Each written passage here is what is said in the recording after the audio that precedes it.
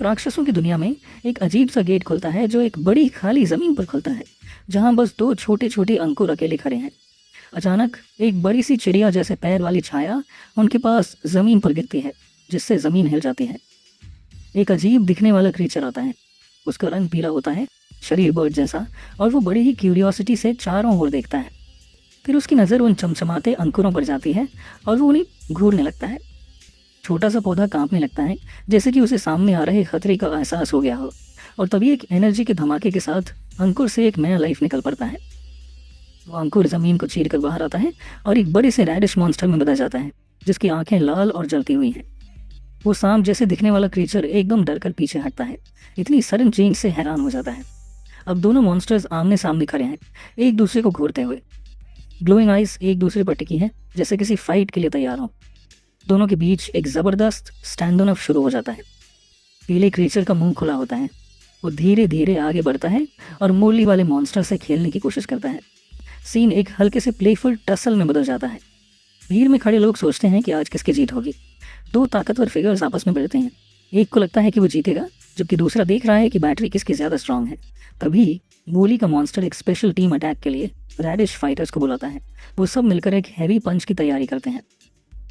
जैसे ही पंच फेंका जाता है, सांप जैसा दिखने वाला क्रीचर आराम से उसे डॉज कर देता है, लेकिन मोली का एक फाइटर गलती से अपने ही साथी को मार देता है, जिससे कंफ्यूजन फैल जाता है।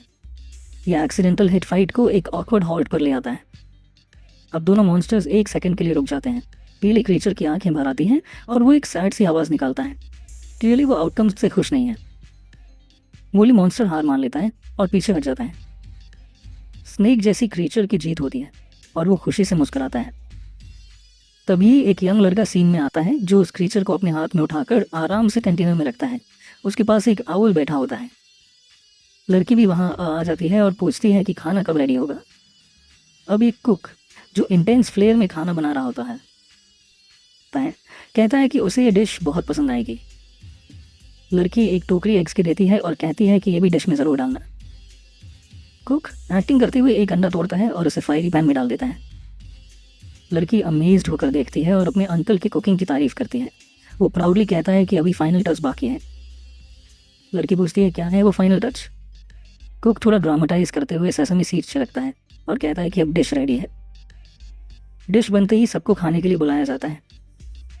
वो लड़का जो क्रीचर को पकड़े हुए था अब उसके साथ खाने बैठता है। कुक एक स्पेशल काइंड का स्पाइसी इन्फ्यूज डिश अनाउंस करता है और सभी एक्साइटेड हो जाते हैं। सभी लोग अपने अपने हिस्से की फ्राइड राइस और रैडिश के टुकड़े प्लेट में लेते हैं। लड़का सबसे पहले अपनी मेज़ को एक स्पूनफुल देता है। लड़की पहली बाइट लेती है। उसकी आंखें एकदम वाइड हो जाती हैं स्वाद की इंटेंसिटी से। खाना इतना डिलिशियस होता है कि वो शॉक में चली जाती हैं। कुक इंकरेज करता है और भी खाने को। लड़का भी एक बाइट लेता है और कहता है कि ये खाना उसके लिए ऑनर है। जैसे ही वो खाता है उसका एक्सप्रेशन हल्का सा इमोशनल हो जाता है और थोड़ा सा स्पार्कल उसकी आंखों में दिखता है। लड़की को देख वो लड़का मुस्कुराता है और फिर देखता है कि रैडिश मॉन्स्टर तो वहीं सो गया है। लड़की आउल को भी खिलाने लगती है। आउल के मासूम चेहरे पर थोड़ा ब्लश आता है। लड़का चुपचाप मुस्कुराता है और अपनी आंखें बंद कर लेता है। एक सेकंड के लिए सब पीसफुल सा लग रहा होता है, जैसे डीमन रिल्म भी शांत हो गया हो। लेकिन उसके दोस्तों को छोड़कर कुछ और पीसेस थे जो सही नहीं बैठे। एक टाइम था जब सब कुछ ठीक था, लेकिन फिर सब कुछ बिखर गया जब एक आवाज़ गूंजती है और बहुत सारे इंसान अलग अलग जगहों पर बेहोश मिलने लगते हैं। उनकी बॉडी पर अजीब सी टैटूज होती हैं। उन्हें एक नई ताकत मिल जाती है, अवेकनिंग की ताकत। कुछ नॉर्मल लोग अब वॉरियर बन चुके हैं। इन जागे हुए हीरो की वजह से इंसानियत एक काउंटर अटैक शुरू कर पाई। सिटीज़ धीरे धीरे रेबल हुई। लोगों को फिर से नॉर्मल लाइफ जीने की थोड़ी उम्मीद मिली, लेकिन लड़ाई अभी खत्म नहीं हुई थी। एक लड़का जो खुद अवेकनिंग से गुजरा था एक ग्रुप ऑफ विशियस मॉन्स्टर्स से घिर गया। वो जोर से चिल्लाता है, अपनी एनर्जी का एक ब्लास्ट छोड़ता है, लेकिन उसका एफर्ट काफ़ी नहीं होता। एक मैसिव बीस्ट आता है और उसे पूरा निगल जाता है। इसने एक बड़ी प्रॉब्लम को हाईलाइट किया। नेचुरली अवेकन हंटर्स की गिनती बहुत कम थी। अब दुनिया की रूइंस में एक नया सोल्यूशन चाहिए था, और वो सोल्यूशन था आर्टिफिशियल लाइफ। एक नया वॉरियर रेस बनाया गया जो लैब में तैयार होता था। इन्हें ट्राइमेरा हंटर्स कहा गया। ये मॉन्स्टर्स हॉर्ड से लड़ने के लिए बनाए गए थे। इनका क्रिएशन काफ़ी कंट्रोवर्शियल था, क्योंकि इनमें इंसानों और जानवरों की डेड बॉडीज़ का इस्तेमाल होता था। स्पेशल मिनरल एक्सट्रैक्ट किया जाता था। इन मॉन्स्टर्स की गेट्स के अंदर साइंटिस्ट ने एक फाइनल इंग्रेडिएंट खोज लिया था, पोटेंट मॉन्स्टर सेल्स। कई बार फेल होने के बाद ये ब्रेक थ्रू आया। साइंटिस्ट ने चैमेरा वॉरियर्स को रियलिटी बना दिया। इससे बहुत सारी जानें बची और एक नई मिलिट्री स्ट्रेंथ मिली। अब सोसाइटी धीरे धीरे रीबिल्ड हो रही थी। एक रात इलीगल कैमेरा रिसर्च लैब में एक वर्कर अपनी शिफ्ट खत्म करके घर जाने वाला होता है, लेकिन एक लास्ट चेक के लिए लैब में जाता है। उसके साथ एक और रिसर्चर होता है। वो दोनों चाइमेरा नंबर 17 के पास जाते हैं, जिसका ब्रेन अभी इंटैक्ट है। पार्टनर उसे बोलता है कि ब्रेन टूट चुका है, लेकिन उसका राइट आर्म बहुत ही म्यूटेटेड लगता है। रिसर्चर पूछता है कि साइड इफेक्ट है क्या। फिर वो अपने पार्टनर से पूछता है कि उसे इस चीज़ से इतना डर क्यों लगता है जो अभी तक सो रहा है। टिमिड आदमी सजेस्ट करता है कि बस रिपोर्ट बना दो और इसे फेल चाइमेरा मार्क करके डिस्कार्ड कर दो। दोनों रिसर्चर्स रूम से चले जाते हैं, लेकिन जैसे ही वो निकलते हैं वो चाइमेरा अपनी खून से सनी आंखें खोलता है। एक डॉक्टर उससे कहता है कि वो पूरी तरह से बेकार है और उसके ऑर्गन इतने ज़्यादा डैमेज्ड हैं कि उसे अब तक मर जाना चाहिए था। उसका बोलना होता है कि बस 1 महीना बचा है इसको। दूसरा रिसर्चर धीरे से हामी मार देता है। डायरेक्टर ये फैसला करता है कि मरता हुआ चाइमेरा को एक गेट ब्लॉकेड ऑपरेशन में भेजा जाएगा ताकि हंटर्स की वापसी को कवर किया जा सके। वो एक हल्की सी डरावनी मुस्कान देता है। उनके लिए अब कोई वापसी नहीं है। वो चाइमेरा को उसकी किस्मत पर छोड़ देते हैं। सीन बदलता है और अब डीमन रिम दिखाया जाता है, जहां अकेले पड़े रॉकी इलाके में चाइमेरा खड़ा होता है। अचानक एक बहुत बड़ा पंखों वाला मॉन्स्टर आसमान से नीचे गिरता है और हमला करता है। चाइमेरा अपना जबड़ा खोलकर रेडी हो जाता है। वो अपने पंजे जमीन में गड़ा लेता है अपकमिंग एरियल अटैक को रोकने के लिए। फिर वो एक जाले जैसी एनर्जी छोड़ता है। ये एनर्जी उड़ते हुए जानवर को पकड़ लेती है और उसका अटैक हवा में ही रुक जाता है। जैसे ही वो पहले खतरे से निपट रहा होता है, जमीन कांपने लगती है, जो बताता है कि पीछे से कोई और बड़ा खतरा आ रहा है। एक बहुत ही विशाल कीड़े जैसा मॉन्स्टर जमीन से निकलता है और जोर जोर से दहाड़ता है, जैसे वो अपने आने का ऐलान कर रहा हो। चाइमेरा दोनों मॉन्स्टर्स के बीच में खड़ा है। उसकी आंखें एक एक को स्कैन कर रही हैं। तभी जाइंट वर्म एक तेज रोशनी छोड़ता है, जिससे चाइमेरा हवा में हेल्पलेसली उड़ जाता है। हवा में फंसे होने के बावजूद क्रीचर एक काउंटर अटैक करता है और उस मैसिव बीस्ट को हिट करता है। वो मॉन्स्टर भी पलटवार करता है और अपने मुंह में नीली बिजली जैसी एनर्जी जमा करता है। फिर वो एक बहुत ही ताकतवर बीम छोड़ता है सीधे उस फ्लाइंग बीस्ट की तरफ, जो अभी भी उसके जाले में फंसा हुआ है। ये ब्लास्ट क्रिएचर को एक जबरदस्त इलेक्ट्रिकल एक्सप्लोजन में उड़ा देता है। दूसरे मॉन्स्टर चीखने लगते हैं क्योंकि पावरफुल इलेक्ट्रिकल शॉक उनके बीच से गुजरता है। दूर से देखने वाले कुछ हंटर्स एस क्लास चाइमेरा की पावर देखकर दंग रह जाते हैं। उनमें से एक बोलता है कि अब तीसरा दिन हो गया है, लेकिन गेट के बंद होने का कोई साइन नहीं। उसके साथ ही उसे चिंता न करने को कहते हैं, क्योंकि एस क्लास चाइमेरा काफ़ी देर तक सर्वाइव कर सकता है। ग्रुप का तलवारबाज अपने हथियार को कसकर पकड़ता है और कहता है कि अब उन्हें अपनी फाइट शुरू करनी चाहिए। वो सब तेज़ी से गेट की तरफ बढ़ते हैं, जबकि चारों तरफ एनर्जी चक्कर काट रही होती हैं। तभी वो स्वर्लिंग रेड वॉर्टेक्स सिकुड़ने लगता है और धीरे धीरे गायब होने लगता है। एक सिग्नल मिलता है कि गेट का डिसअपीयरेंस शुरू हो गया है, जिससे हंटर्स तैयार हो जाते हैं। उनका लीडर तुरंत ही सबको पीछे हटने का आदेश देता है। उनका सोल्यूशन आर्टिफिशियल लाइफ था, एक नए तरह के वॉरियर जो लैब में तैयार हुए थे। इन्हें चाइमेरा हंटर्स कहा जाता था और ये मॉन्स्टर्स हॉर्ड से लड़ने के लिए भेजे जाते थे। इनका क्रिएशन काफ़ी कंट्रोवर्शियल था, क्योंकि इसमें मर चुके कैदियों और जानवरों के शरीर का इस्तेमाल होता था। दूसरे इंग्रेडिएंट्स में खास मिनरल्स शामिल थे जो मॉन्स्टर गेट्स के अंदर से निकाले गए थे। इन आर्टिफिशियल सोल्जर्स को ताकत देने के लिए जो फाइनल इंग्रेडिएंट इस्तेमाल हुआ वो था मॉन्स्टर सेल्स। कई फेल एक्सपेरिमेंट्स के बाद इंसानियत की ये कोशिश कामयाब होती है। साइंस और टेक्नोलॉजी के दम पर सबसे पावरफुल चाइमेरा वॉरियर्स बनाए गए और काउंटलेस जानें बचाई गई। इस नई ताकत से सोसाइटी को फिर से रीबिल्ड करने की हिम्मत मिली। एक रात इलीगल चाइमेरा रिसर्च लैब में एक वर्कर अपनी शिफ्ट खत्म होने के बाद घर जाने को होता है। वो और उसका साथी एक स्टोरेज एरिया में जाते हैं, जहां वो देखते हैं कि चाइमेरा नंबर 17 का हाथ सड़ रहा है। उसका साथी उसे पास जाने से मना करता है, लेकिन वर्कर कहता है कि चाइमेरा का दिमाग पहले ही टूट चुका है। क्रीचर का दायां हाथ एकदम म्यूटेटेड है, जिससे रिसर्चर सोचता है कि शायद ये कोई साइड इफेक्ट है। फिर वो अपने साथी से पूछता है कि तू इस सब्जेक्ट से इतना डर क्यों रहा है जो अभी तक कोई हरकत नहीं कर रहा। डरपोक लड़का कहता है कि बस इसे एक फेल्ड चाइमेरा मानकर छोड़ देते हैं, क्योंकि इसे वैसे भी डिस्कार्ड किया जाना है। दोनों रिसर्चर्स चले जाते हैं और चाइमेरा को उसके खून में लिपटे शरीर के साथ अकेला छोड़ देते हैं। लैब डायरेक्टर के ऑफिस में उसे बताया जाता है कि नंबर 17 अब पूरी तरह से यूजलेस है। उसके दिमाग और बॉडी को काफ़ी डैमेज हुआ है और उसे अब तक मर जाना चाहिए था। अब उसके पास सिर्फ 1 महीना बचा है। दूसरे रिसर्चर ये प्रोग्नोसिस को जल्दी से एक्सेप्ट कर लेता है, लेकिन तभी चाइमेरा के दिमाग में कुछ मेमोरीज चलने लगती हैं। वो एकदम झटका खाता है उसे अपनी पूरी लाइफ की याद आने लगती है, जो एक सिंगल इंसान की लाइफ नहीं थी बल्कि अनगिनत लोगों की यादें उसमें समाई हुई थी। वो देखता है कि कैसे उसने अपना कॉन्शियसनेस कई बार खोया और वापस पाया। फिर उसे एक ऑर्फनेज याद आता है जहाँ उसकी माँ उसे छोड़कर चली गई थी। 9 साल बाद वो देखता है कि एक नन्ही बच्ची को गोद में लेकर एक और औरत अंदर आती है। फिर 3 साल बाद वही बच्चा ऑर्फनेज के बाहर अकेले खड़ा होता है। फिर एक लड़ाई की याद आती है जब उसने अपने दोस्त से लड़ाई कर ली थी। बहस के दौरान एक खिड़की का कांच टूट जाता है। गुस्से में उस पर केमिकल फेंका जाता है जिससे उसका चेहरा जल जाता है और वो बर्फ में गिरकर बेहोश हो जाता है। जब उसकी आंखें खुलती हैं तो वो खुद को एक स्ट्रेचर पर बंधा हुआ पाता है। साइंटिस्ट उस पर एक्सपेरिमेंट करते हैं। उसका नाम केवल नंबर 17 रखा जाता है और उस पर कई सारे स्पेल्स डाले जाते हैं। एक लीड रिसर्चर इंजेक्शन देने का आदेश देता है ताकि देखा जा सके कि वो पावरफुल सेल्स को कैसे रिएक्ट करता है। इंजेक्शन दिया जाता है और सभी रिसर्चर शॉक में आ जाते हैं क्योंकि लड़की को कोई साइड इफेक्ट नहीं होता। एक स्पेशल एबिलिटी भी नज़र आने लगती है, लेकिन वो अपने ह्यूमन फॉर्म में बना रहता है। एक साइंटिस्ट उसकी बॉडी की स्टेबिलिटी देखकर कहता है कि इंजेक्शन जारी रखे जाएं। यादें आगे बढ़ती हैं। रिसर्चर्स अपने नोट्स में ग्रिम एक्सपेरिमेंट्स लिखते रहते हैं। अब वो लड़का टीनेजर बन चुका है और उसे बैटलफील्ड में भेजा जाता है जहां उसे एक मॉन्स्टर का सामना करना पड़ता है। वो मजबूती से खड़ा होता है और एक पावरफुल एनर्जी शील्ड रिलीज करता है जिससे वो क्रीचर का अटैक रोक पाता है। एक यंग लड़की उसकी ढाल के पीछे छिप जाती है। जैसे जैसे और जानवर पास आते हैं वो एक ज़बरदस्त ब्लू एनर्जी ब्लास्ट के लिए खुद को तैयार करता है। उसके अटैक उन सभी जानवरों को ख़त्म कर देते हैं। ब्लू एनर्जी धीरे धीरे उसकी हथेली से गायब होने लगती है। वो अपनी हथेली को देखता है, एनर्जी का ग्लो कम हो जाता है।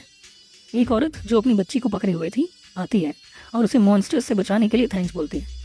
एक सोल्जर माफ़ी मांगता है कि उसने इतने छोटे बच्चे पर इतना बोझ डाल दिया, लेकिन बच्चा कहता है कि कोई बात नहीं। 5 साल और बीत जाते हैं। अब वही बच्चा बैटलफील्ड पर फिर खड़ा होता है। वो डिस्ट्रक्शन को भूलता है, जैसे समझ नहीं पा रहा कि वो वहाँ क्यों है। एक साइंटिस्ट उसके पास आता है और पूछता है कि क्या नंबर 17 रुका क्यों और क्या उसकी मेमोरी कंफ्यूज हो गई है। साइंटिस्ट हंसता है और कहता है कि 15 साल के बाद आखिरकार साइड इफेक्ट शुरू हो गए। 5 साल पहले वो टीम ने जानबूझकर उस पर स्ट्रॉन्गेस्ट मॉन्स्टर सेल्स लगाए थे। अब उसकी पावर बेहिसाब हो चुकी है।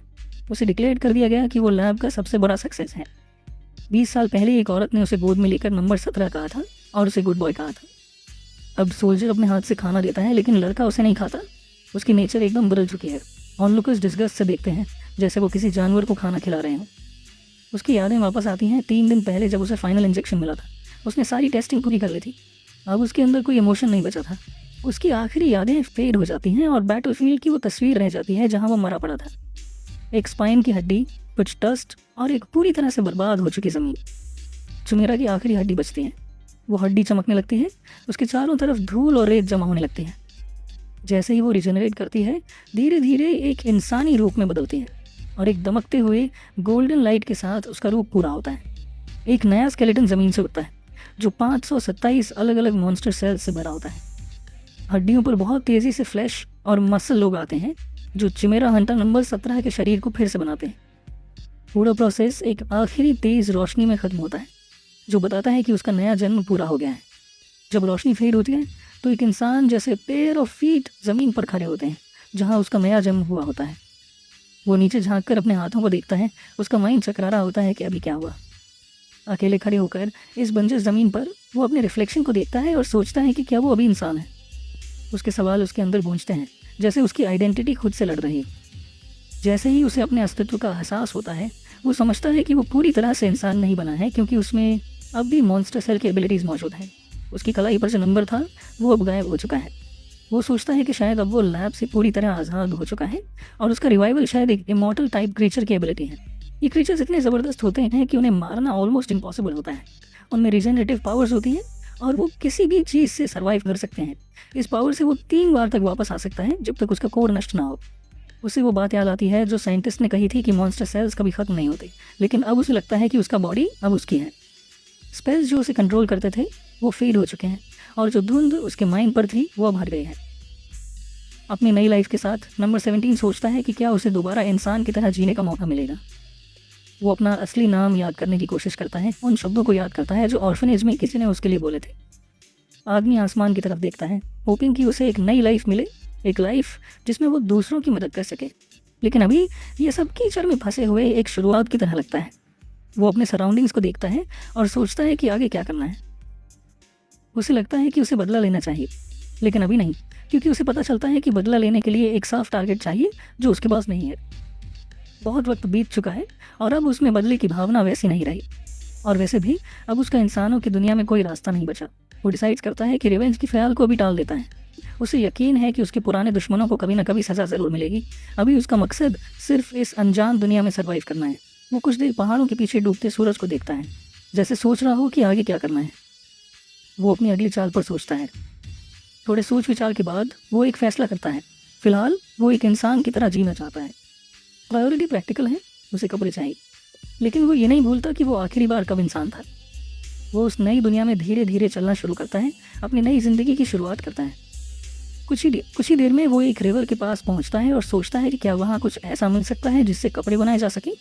वो अपने सराउंडिंग्स को ऑब्जर्व करता है और रियलाइज़ करता है कि सूटेबल मटेरियल्स ढूंढना आसान नहीं होगा। एक्सप्लोर करने का फैसला करते हुए वो एक झाड़ी के पीछे से धीरे से झांकता है ताकि एरिया को अच्छे से समझ सके। जैसे ही वो अपने सराउंडिंग्स को स्कैन करता है, कुछ अजीब दिखता है और उसका एक्सप्रेशन सख्त हो जाता है। उसे एक बड़ा बर्ड लाइक क्रीचर दिखता है जो टेरिटोरियल फाइट में मरा हुआ लगता है। करीब जाकर इंस्पेक्ट करने पर उसे क्रीचर में कोई मेजर इंजरी नहीं दिखती और वो समझ जाता है कि क्रीचर शायद पॉइजन से मरा है। ये उसकी किस्मत है क्योंकि उसे अभी लेदर चाहिए था। अपने काम को आसान करने के लिए वो क्रीचर को एक साफ जगह पर ले आता है। अब उसके पास प्रॉपर हाइड होता है। वो अपने लैब की टेक्निक्स को याद करता है जो उसे सिखाई गई थी। प्लानिंग करता है कि स्किन को कैसे रिमूव करना है। फिर वो अपने ब्लेड से क्रीचर की हाइड को काटता है। एक डार्क पॉइजन लिक्विड बाहर निकलता है और वो तुरंत एक पावरफुल स्टांस में चला जाता है। एक जहरीला धुआं कॉर्प्स से निकलता है। वो डार्क पर्पल एनर्जी पूरे एरिया में फैलती है। ये कंफर्म करता है कि क्रीचर ने अभी तक पॉइजन छोड़ा है। सौभाग्य से वो इम्यून होता है। लिंगरिंग स्मेल से उसे यकीन होता है कि उसने सही बॉडी उठाई है। हाइड रिमूव करने के बाद वो सक्सेसफुली हाइड को वॉश करता है, लेकिन डार्क पॉइजन की कुछ स्टेन्स रह जाती हैं जो पानी में भी नहीं धुलते। फिर भी उसे लगता है कि वो अब सेफ है। लेदर का काम इनक्रेडिबली सख्त और मुश्किल होता है। जैसे जैसे वो टफ मटेरियल से जूझता है, उसे समझ नहीं आता कि उसे कैसे शेप दिया जाए। वो एक आइडिया सोचता है कि कैसे उसकी सोर्ड की नोक को ज़मीन में गाड़कर वेट से मटेरियल को खींचकर उसे स्ट्रेच किया जा सके। वो लेदर को सूखने देता है, लेकिन उसकी सरफेस अब भी टफ रहती है।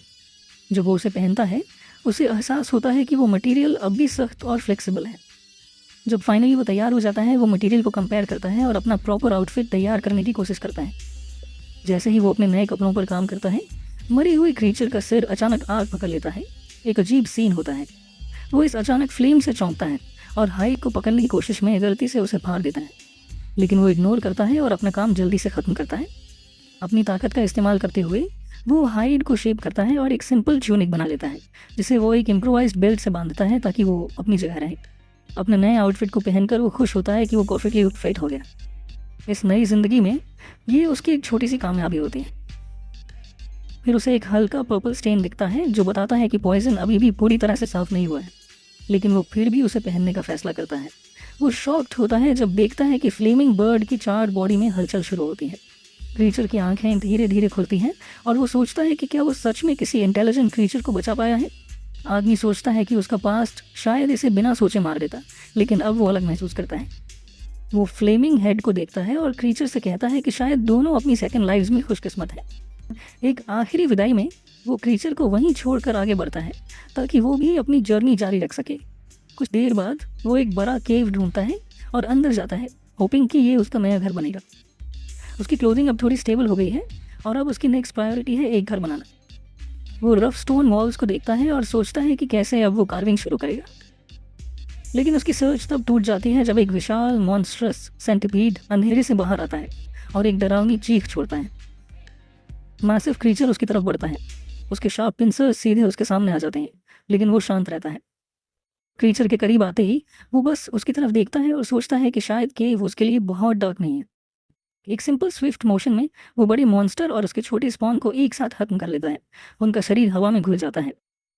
वो पीछ मुड़कर धीरे धीरे चलना शुरू करता है, हवा में ब्रीथ करता है और अपने सराउंडिंग्स के हेल्थी वाइब्रेंट ग्रीन ट्रीज को देखता है। कुछ मिनटों की वॉकिंग के बाद उसे एक परफेक्ट जगह मिलती है जहाँ से वाटरफॉल की आवाज़ साफ सुनाई देती है। उसके चेहरे पर शांति का भाव आ जाता है, जैसे उसे अपना घर मिल गया हो। अब वो अपने नए घर को बनाने के लिए तैयार है। सबसे पहला स्टेप है प्रॉपर साइट का तय करना। जैसे ही वो ज़मीन को ठीक करता है, वो अपने हाथ को पीछे खींचता है और एक गोल्डन एनर्जी की थ्रेड छोड़ता है, जो एक तेज़ी से उड़ती हुई लाइन में पास के घने जंगलों की तरफ जाती है।